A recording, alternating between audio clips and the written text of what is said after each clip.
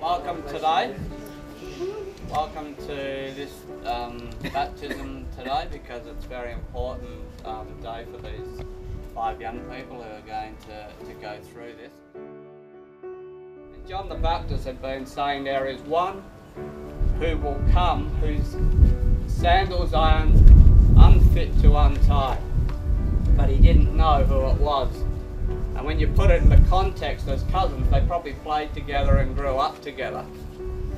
But as Jesus walked towards him in the river that day, God opened his eyes that he was actually the one. And so he baptized Jesus, and we read in the Bible that as he came up out of the water, that the Spirit of God in the form of a dove came down on him, and a voice from heaven said, "This is my Son, in whom I'm well pleased." And it was at that point that Jesus got filled with the Spirit of God and started to do the miracles. The first, he went out into the desert for 40 days and the devil tempted him. And then he went and he started doing the miracles, the first of which was when he turned the water into wine. And so he lived on the earth as a man because he had to feel what it was like to be a man and come under the temptations that we do, so that he understood the pressures of life and the things that come against us. But that baptism for him was a significant point in turning his ministry into one of power.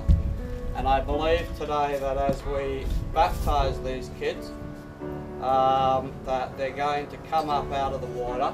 And what this signifies today, it's basically Jesus talked about being born again, starting over again. And now they've made that confession in God.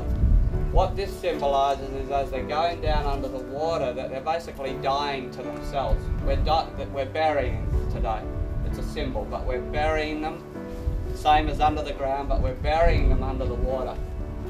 And as they come up out of the water, something supernatural will happen, and God will transform them. It's been called born again, and they will start anew walking with God fresh in the power of God's Holy Spirit.